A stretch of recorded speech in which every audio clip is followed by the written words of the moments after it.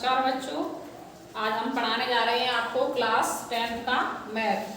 तो UP board का math और बिहार चाहे मतलब किसी भी यूपी बोर्ड का हो या किसी भी बोर्ड का हो, मैथ लगभग सेम ही होता है। ठीक है, तो क्लास 10th का मैथ हम पढ़ाने जा रहे हैं।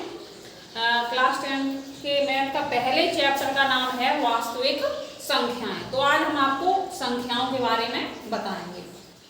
तो चैप्टर का नाम ही है वास्तविक संख्याएं। तो पहले इनके बारे में पढ़ेंगे हम, वास्तविक संख्याएं क्या होती हैं। वास्तविक संख्याएं देखेंगे पहले हम।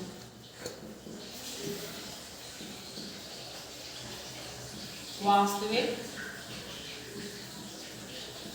संख्याएं, वास्तविक संख्याएं जितनी भी प्रकार की संख्याएं हैं वो सारी क्या है, वास्तविक संख्याएं। वास्तविक संख्याओं में ही हमारी पूर्णांक, पूर्ण संख्याएं, परमेय संख्याएं, अपरमेय संख्याएं, जितने भी प्रकार की संख्याएं हैं वो सारी क्या है, वास्तविक संख्याएं हैं।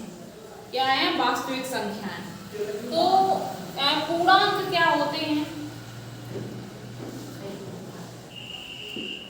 पूर्णांक जो एक पूर्ण संख्या लिखी हो, दशमलव के रूप में ना लिखी हो। पूर्ण संख्या जैसे 1, 2, 3 पूर्ण अंक होना चाहिए। ठीक है, तो ये पूर्णांक दो प्रकार के होते हैं हमारे, धनात्मक पूर्णांक और ऋणात्मक पूर्णांक। धनात्मक पूर्णांक प्लस की सारी संख्याएं जो होंगी वो धनात्मक पूर्णांक कहलाएंगे और ऋणात्मक जो संख्याएं होंगी वो ऋणात्मक संख्याएं कहलाएंगी। अब आ जाइए परमेय संख्याओं पर। परमेय संख्याएं वे संख्याएं जिनको p/q के रूप में लिख सकते हैं, परमेय संख्याएं कहलाएंगी, और जो q 0 के बराबर ना हो। ठीक है, अपरमेय संख्याएं जिन्हें हम p/q के रूप में ना लिख सकें और q 0 के बराबर ना हो, अपरमेय संख्याएं कहलाएंगी। तो ये सारी संख्याएं मिलके बनती हैं आपकी वास्तविक संख्याएं। तो पहले चैप्टर का नाम है वास्तविक संख्याएं। अब हम इसकी एक्सरसाइज पे आते हैं 1.1 पर। देखो क्वेश्चन किस प्रकार से दिए गए हैं वो देखते हैं हम।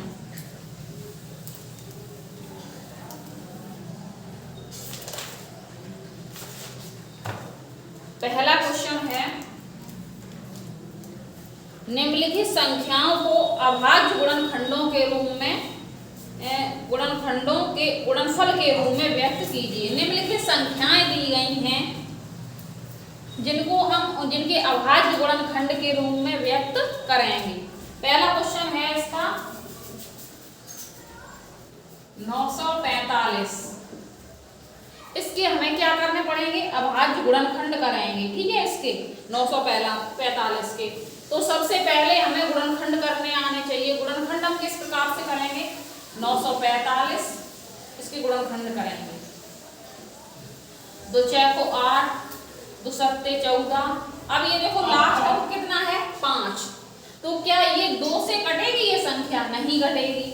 तो हम क्या करेंगे, या तो ये 3 से कटेगी या किससे कटेगी, 5 से, क्योंकि लास्ट का जो अंक है वो कितना है, 5 है। 3 से देख लो, 3 × 9, 3 × 3, 3 × 5 15। 3 से कट जाएगी। देखो 3 × 9, 3 × 3, 3 × 5 15। अब फिर 3 से देख लो, 3 × 3, 3 × 5 15। फिर 3 से देख लो, 3 × 9, 3 × 9, 3 × 5 15। अब देखो 3 से कट जाएगी, नहीं कटेगी। किससे कटेगी, 5 से। 5 × 7 35, 7 × 7। तो जो ये मैंने संख्याओं की 945 जो संख्या थी उससे क्या कर लिए, गुणनखंड कर लिए। 945 बराबर 3 × 3 × 3 × 5 × 7, ये गुणनखंड कर लिए मैंने। अब इस गुणनखंड जो किए हैं ये कैसे गुणनखंड है, अभाज्य गुणनखंड है। देखो 3 कैसी संख्या है, अभाज्य। 5 कैसी संख्या है, अभाज्य। 7 कैसी संख्या है, अभाज्य। तो हम इसको कैसे लिख देंगे, 3/3 × 5 × 7। तो ये जो 945 के हैं ये 3/3 × 5 × 7 ये किस रूप में लिख गए हैं, अभाज्य गुणनखंड के रूप में लिख गए हैं। लिखना था हमें अभाज्य गुणनखंड। इसी प्रकार से और भी क्वेश्चन दिए गए हैं, वो आप लोगों को खुद ही करने हैं, हम यहाँ पे आपको नोट करा दे रहे हैं, कर लेना। 140, तीसरा क्वेश्चन है 156। ये 156 ये क्वेश्चन दिया है, ये यूपी बोर्ड में बहुत बार पूछा भी गया है, इसके अभाज्य गुणनखंड पूछे गए हैं, तो इसको देख लेना आप अच्छे से। चौथा क्वेश्चन 650,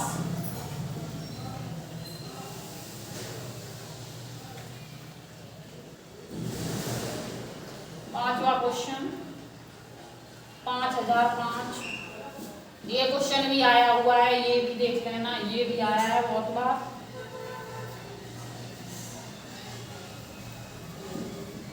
छठवा क्वेश्चन 38-25, ये भी आया हुआ क्वेश्चन है। तो जो भी आए हुए क्वेश्चन हुआ करें, वही क्वेश्चन आने की बार बार चांस होते हैं, तो उन क्वेश्चनों को आप ज्यादा से ज्यादा देख लिया करें, ठीक है। तो इस प्रकार से अभाज्य गुणनखंड करने होंगे, इस तरीके से आप ये सारे क्वेश्चन कर लें। अब हम चलते हैं अगले क्वेश्चन पर।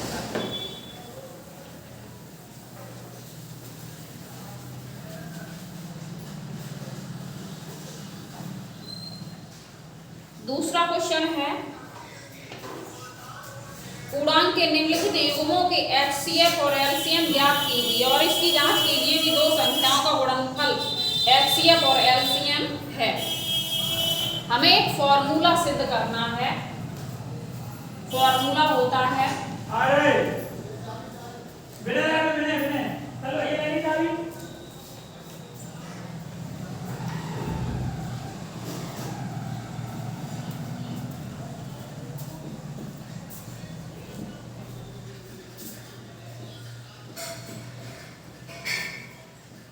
दो संख्याओं का गुणनफल बराबर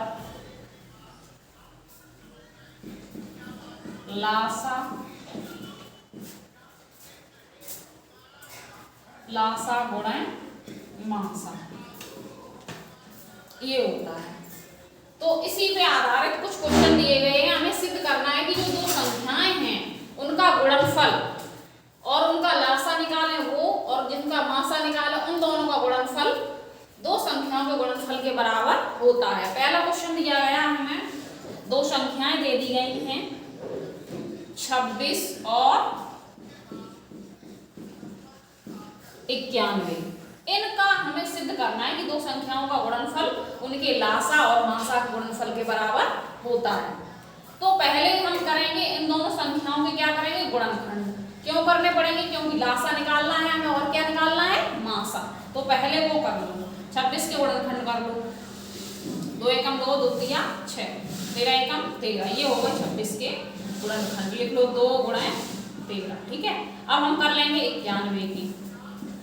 91 किससे कटेगा, 13 से, 13 सत्ते 91, 7 एकम 7, ये हो गए 91 की 13 गुणा 7, ठीक है। इनका हम लासा निकाल ले रहे हैं। लासा कैसे निकाला जाता है, इन दोनों के गुणनखंड में जो कॉमन हो वो लिख लें एक बार, ठीक है। देखो क्या कॉमन है, 13, तो 13 लिख लिया मैंने, और जो बचा है वो भी लिख लेंगे। क्या क्या बचा, 2, और क्या बचा 7, क्या गुणा कर लो, 7 दूनी 14, 13 गुणा 14 गुणा कर लो, 13 चौको 52, 13 चौको 52 की 2, हाँ 13 एकम 13, 13 और 5 18, ये निकल आया लासा। अब निकालेंगे क्या, मासा।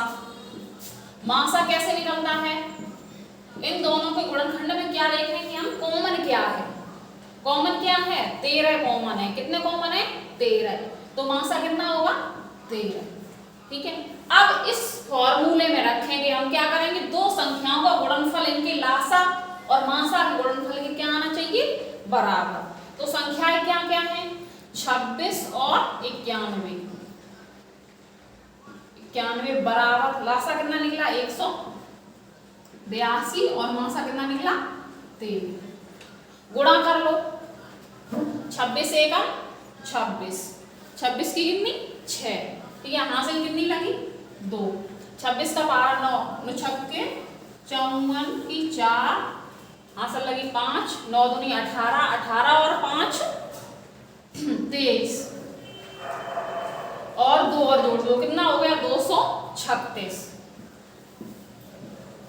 बराबर यहाँ पे गुणा कर लो, 13 दूनी 26, 13 दूनी 26, 2 13 8 गुणा कर लो, यहाँ पे ऐसे गुणा कर लो 182, 3 दूनी 6, 3 8 24 की 4, 2 3 एकम 3, 3 और 2 5, 2 8 1 6 6 8 5 13 और 2,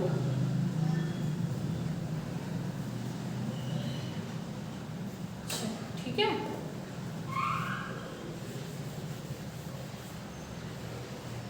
अब देखो यहाँ पे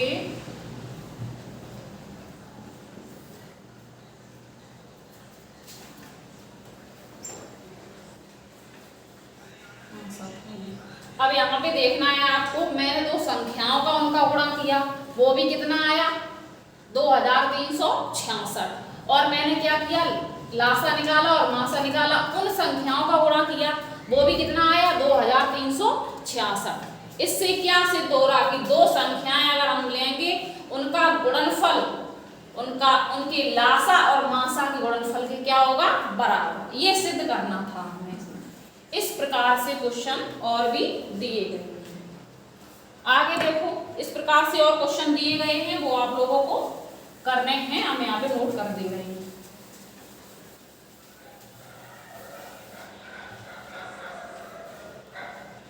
इसी का दूसरा क्वेश्चन है 510 और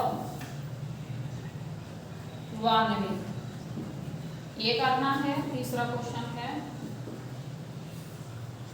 336 और 54।